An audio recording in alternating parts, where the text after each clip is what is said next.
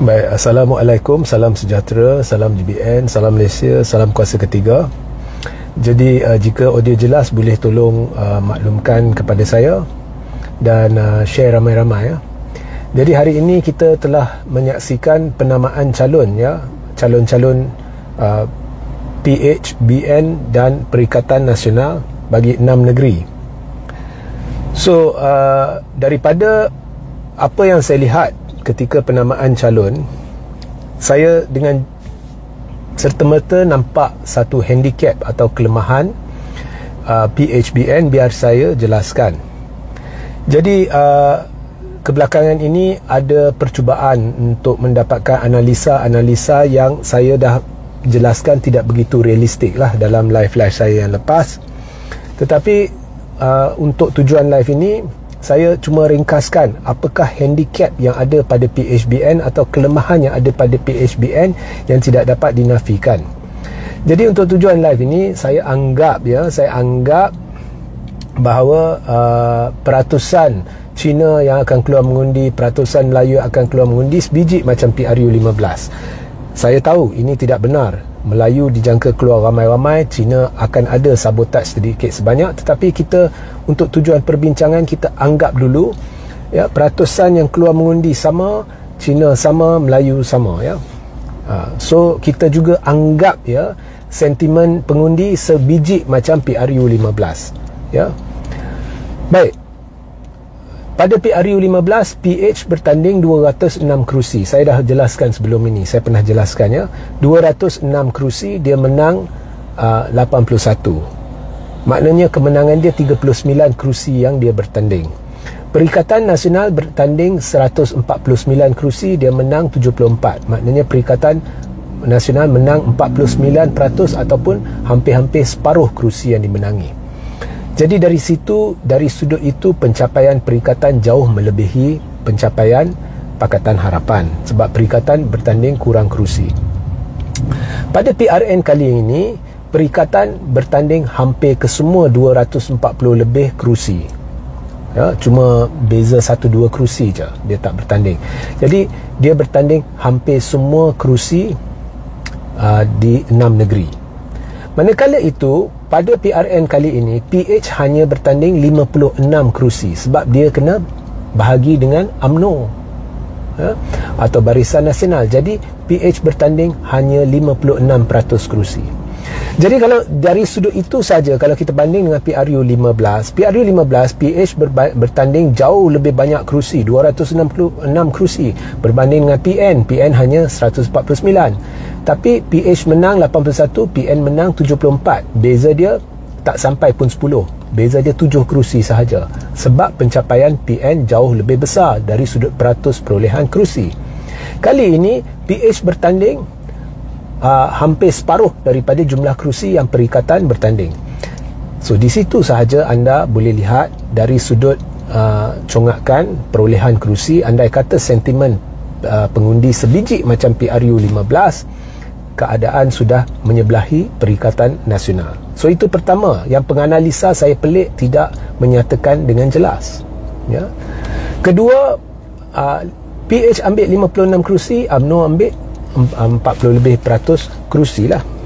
So UMNO ni kita lihat pada PRU15, kebolehan dia untuk kekalkan kerusi yang ada terlalu lemah. Daripada banyak kerusi dia bertanding, dia hanya menang 26 kerusi, pencapaian terburuk dalam sejarah.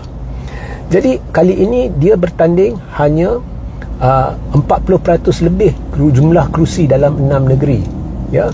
Dan dia tidak ada peningkatan ketara jumlah kerusi yang dia bertanding ya. UMNO untuk dalam keadaan dia sudah lemah ya, dia kena bertanding banyak kerusi untuk cuba kekalkan separuh daripada kerusi yang ada ya.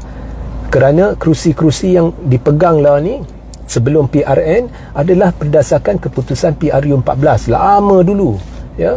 Jadi kalau ikut sentimen PRU15, UMNO ni dalam bahaya. Jadi untuk elak hilang banyak kerusi, dia kena bertanding banyak kerusi.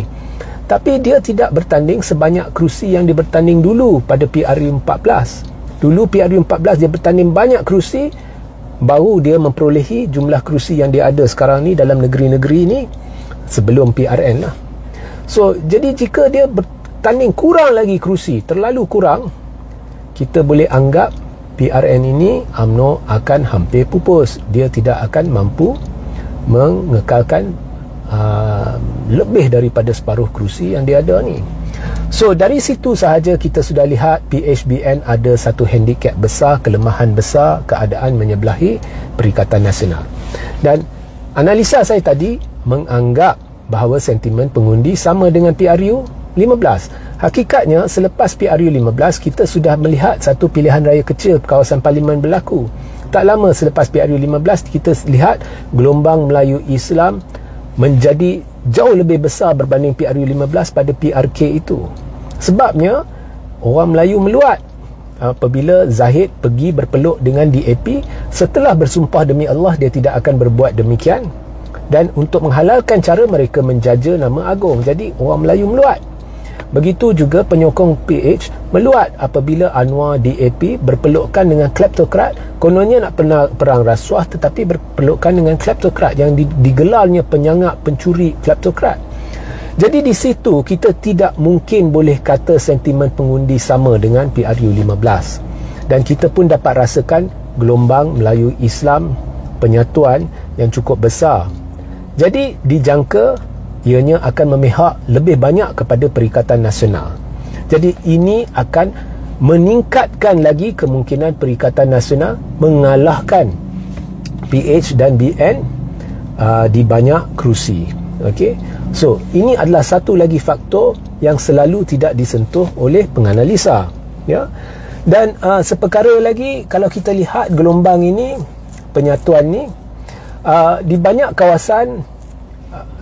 Kalau PRU 15, UMNO ni dia bertembung dengan Perikatan Nasional dan PH.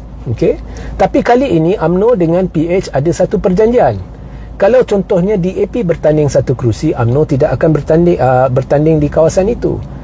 So sekiranya contohnya satu kerusi PH, ya, ada calon PH kali ini, maka calon PH itu akan berdepan calon Perikatan. Tetapi tidak ada calon UMNO. So maknanya tidak ada calon UMNO untuk cuba pecahkan undi Perikatan. Di situ sahaja sudah ada satu lagi handicap yang akan menyebelahi Perikatan Nasional. Keadaan ini tidak terjadi pada PRU 15. Pada PRU 15, kalau satu-satu kerusi itu ditandingi oleh PH, akan ada juga lazimnya satu calon dari Barisan Nasional dan satu calon dari Perikatan Nasional. Jadi calon Barisan Nasional akan pecahkan undi Melayu buat Perikatan Nasional. Tetapi kali ini jika kerusi itu ditandingi oleh PH, ya, UMNO tidak akan bertanding. Jadi ianya akan jadi pertembungan calon-calon utama lah. Kita tolaklah calon independennya, calon bebas, ya, antara PH dengan Perikatan. Jadi tidak ada calon UMNO untuk pecahkan undi Melayu. Ini satu lagi faktor. Walaupun ada calon UMNO, saya tidak jangka dia boleh pecahkan undi Melayu kerana sokongan Melayu ni dah padu bersama Perikatan. Tetapi sedikit sebanyak akan ada impak. Tetapi di dalam PRN ini tidak ada. Kalau PH lawan Perikatan, tak ada UMNO. Jadi ini adalah satu lagi faktor yang akan memudahkan Perikatan mendapat kemenangan yang lebih besar. Cuma kita nak lihat adakah jumlah kerusi dalam satu-satu negeri cukup yang dimenangi oleh Perikatan cukup untuk membolehkannya membentuk kerajaan. Saya yakin di Selangor akan ada satu perubahan pentadbiran dan tidak mustahil di Negeri Sembilan akan berlaku perubahan pentadbiran. So itu sahaja pencerahan saya sedikit sebanyak untuk memberi anda gambaran mengapa penamaan calon kali ini telah secara automatik mendedahkan kelemahan atau handicap PHBN yang penganalisa mereka tidak ingin cerita, ya, tapi ini mudah, anda boleh lihat, anda boleh guna logik, anda boleh faham.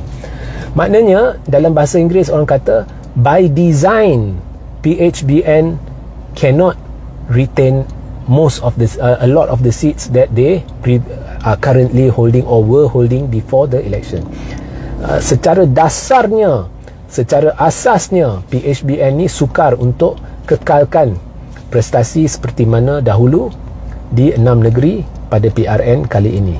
Okay, sehingga kita berjumpa di lain masa. Assalamualaikum, salam sejahtera, salam GBN, salam Malaysia, salam kuasa ketiga.